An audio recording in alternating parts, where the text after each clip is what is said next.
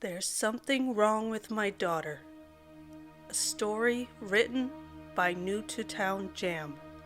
A link to the original Reddit post will be available in the description down below. There's something wrong with my daughter. Seriously wrong. I remember the day she was born. It was windy and raining. Middle of the night and a full moon. I don't know if that has any significance, but maybe. She was perfect, absolutely beautiful. I was a young mom and gave birth to her at 17. She changed my whole life. Looking at her perfect round blue eyes and those tiny little fingers made me feel things I never thought possible.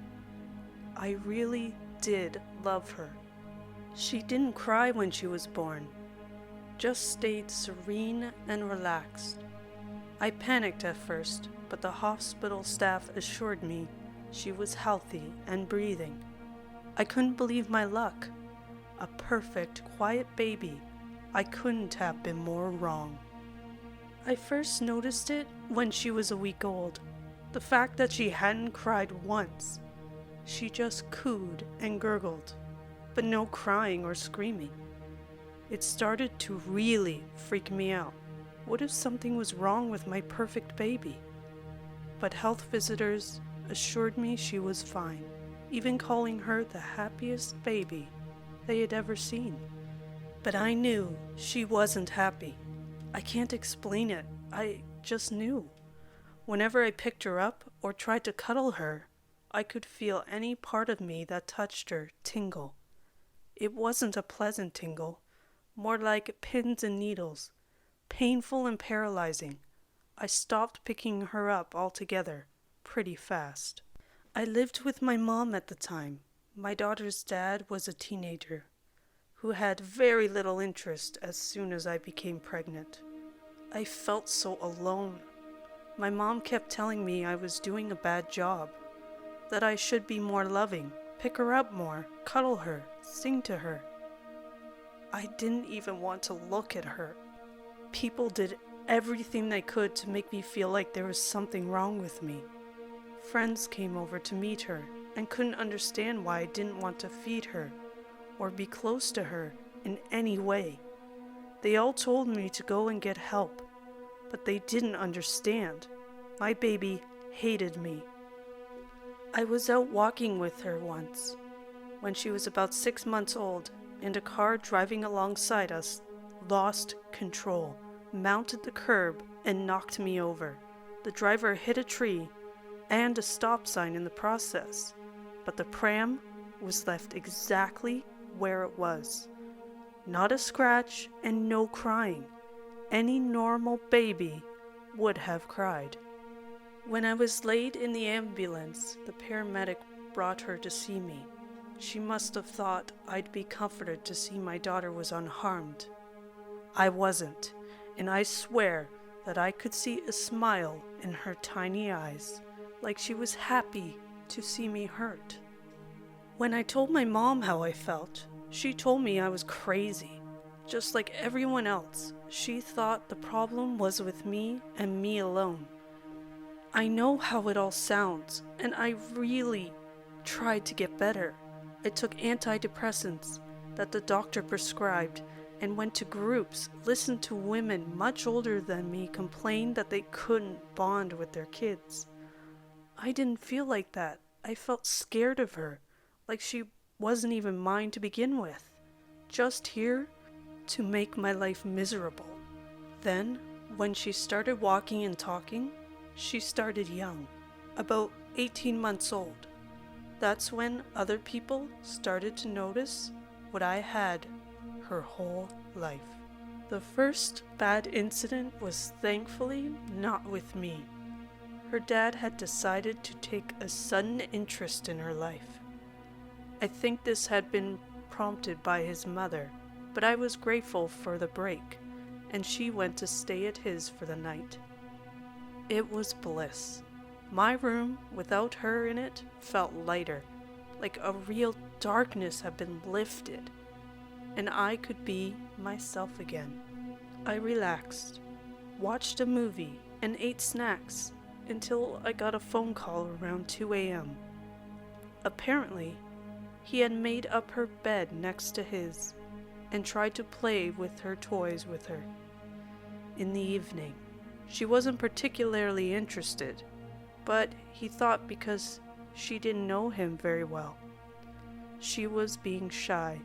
He told me that the only thing she wanted to do was watch the tropical fish tank in his lounge, so he let her camp out there for the night. He came downstairs for a drink about half an hour before calling me, to discover our daughter using a pencil to stab through the fish and pull them out of the tank. As he caught her, she was about halfway through eating one, bones and all. When he tried to take the pencil off her, she stabbed him in the arm with it and bit his face.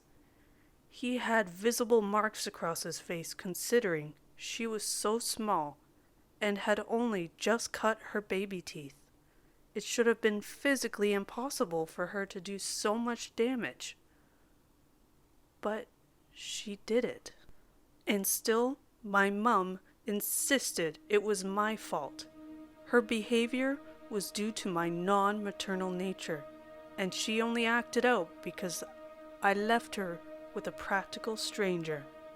Now acting out, I'd accept. But what she had done wasn't typical of even severely abused kids.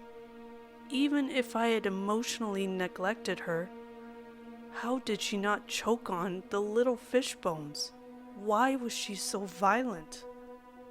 That incident seemed to flip a switch. The tears I had longed for when she was a baby came in full force.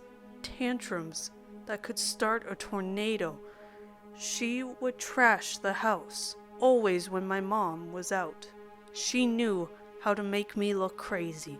She even smashed every photo frame vase and object that she could get her hands on, often attempting to hit me with them in the process.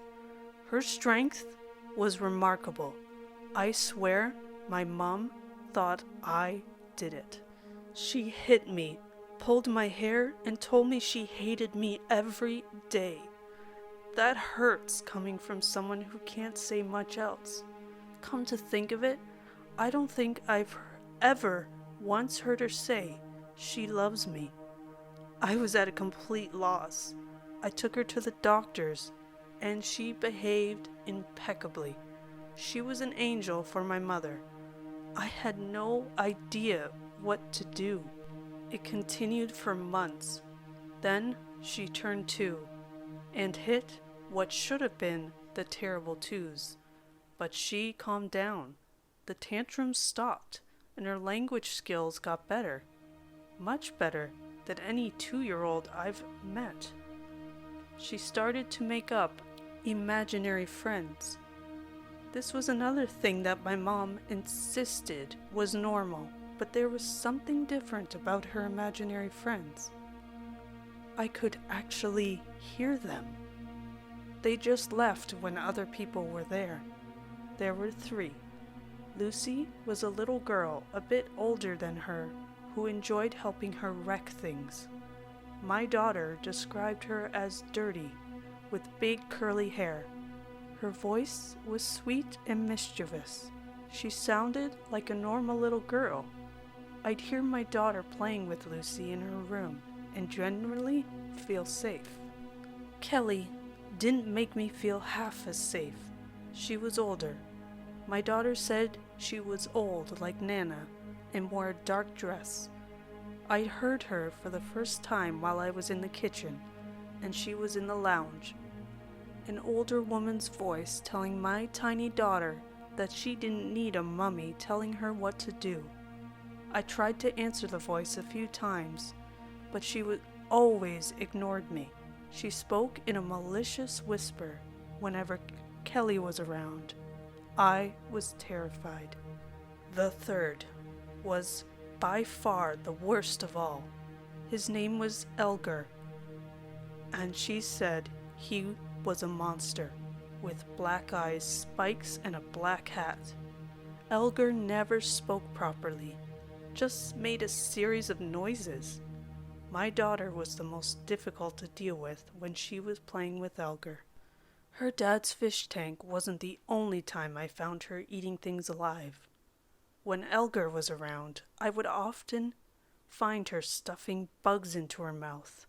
Most disturbingly, a spider with eggs on its back that burst as she bit into it. There were tiny spiders everywhere. I'm not even ashamed to admit that I just left her and locked myself into the bathroom until it was quiet. Kelly managed to convince her to bite and stab me a few times. After 12 stitches, I had to put a lock on anything sharp. The imaginary friends started to make life completely impossible. I knew they wanted me gone, all of them.